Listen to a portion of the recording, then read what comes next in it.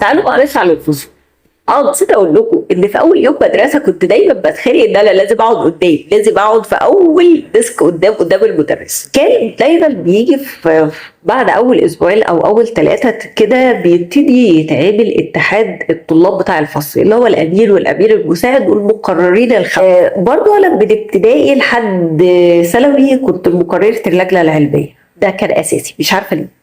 طول عمري مقررة لجنة علمية. حتى بعد ما اتخرجت، وحتى النشاط الوحيد اللي انا عملته ايام الجامعه، لان انا ايام الجامعه ما عرفتش للاسف اشترك في اتحاد الطلبه، فعملت نشاط كان في المدينه الجامعيه، كان برضه متعلق باللجنه العلميه.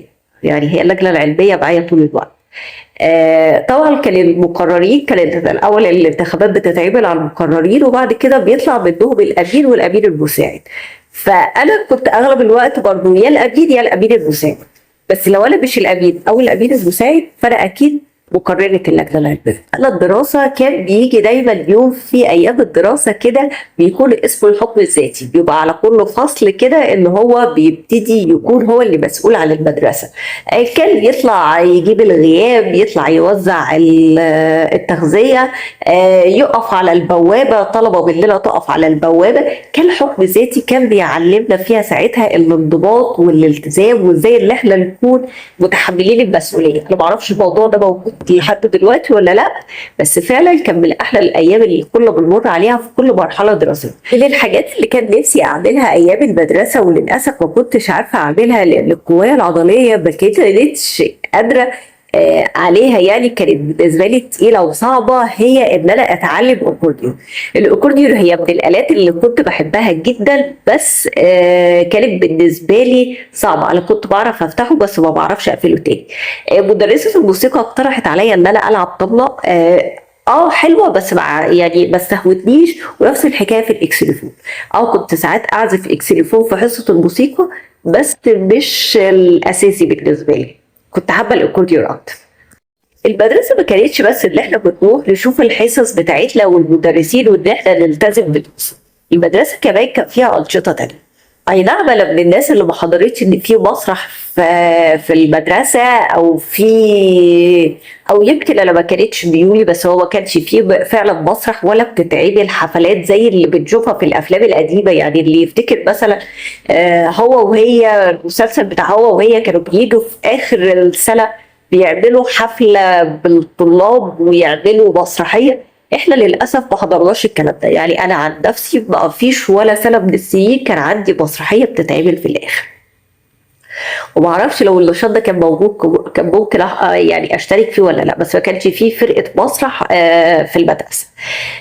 كان في فرقه موسيقى، بس زي ما قلت لكم انا كنت حابه قوي ان انا اتعلم اكورديون. من الانشطه الكتير اللي كانت بتتعمل في المدرسه هي المسابقات. يعني انا كنت دايما بحب اشارك في المسابقات العلميه. كان في حاجه كده مسابقه بتتعمل ما بين الفصول وبعضها البعض، وبعد كده بيتم التصعيد على المدارس بعضها البعض على مستوى المحافظه، فدي كنت دايما بشارك فيها. انا ما اعرفش المسابقه دي موجوده ولا لا، هو حاليا في مسابقات وحاجات كتيره بقت موجوده للطلاب، بس دي اللي كانت موجوده ايام. اقول لكم كمان على حاجه كانت حلوه دايما بتحصل، بس دي كانت بتحصل مع نفسك. كان في مدرسين بيطلبوا مننا ان احنا نحضر الدرس ونقوم نشرحه. كانت مدرسة العربي دايما بتعمل معانا الموضوع ده، تخلينا نذاكر ونشرح نطلع نشرح الدرس. كان ليا واحدة زميلتي كنت أنا وهي دايما بنحب إن إحنا نقلد المدرسة لما بيكون عندنا شرح للدرس يعني. فكنا نطلع نقسم السبورة. طبعا السبورة كان بيبقى ليها أساسيات مكتوبة فيها، يعني التاريخ الهجري على اليمين والتاريخ الميلادي على الشمال، بسم الله الرحمن الرحيم موجودة في النص. فدي من ضمن الحاجات الأساسية اللي إحنا كنا بنكتبها، أو أنا كنت بكتبها لأن الحمد لله بفضل ونعمة من ربنا أنا خطي حلو. فكانت زمايلي دايما، والى حد ما كنت انا طويله شويه، مش طويله قوي بس كنت الى حد ما بيعتبر من البنات الطويله في المدرسه في الفصل بتاعي، فكنت اطلع اكتب التواريخ.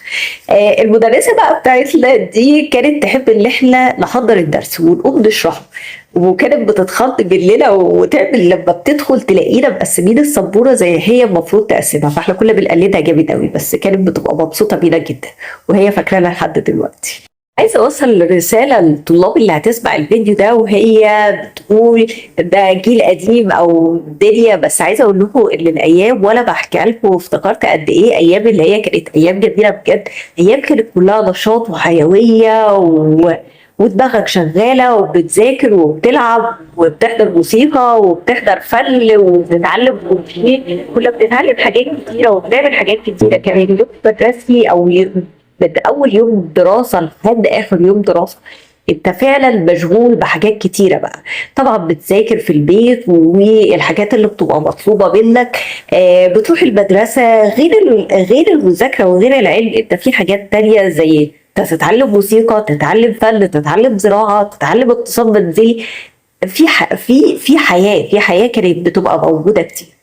استمتعوا استمتعوا استمتعوا بأيام المدرسة. فعلا أيام هتلاقوها جميلة جدا. هتلاقي ان انت بتقابل زمايل ممكن ما تشوفهمش تاني بعد كده للاسف، وممكن تتقابلوا مع بعض في الجامعه او في سنين بعد كده وتبقوا في صداقات قويه ما بينكم. هتلاقوا ان انتوا كنتوا اقصى طموحاتكم، اللي انت او بتغيري من زميلتك عشان هي احسن منك في حاجه فانت بتحاولي تبقي احسن. في منافسه دايما موجوده ان انت تثبت وجودك، ان انت كانت منافسه شريفه. دايما كنا بنبقى عايزين نبقى متفوقين على بعض. يعني استمتعوا بالمدرسة وأيام المدرسة.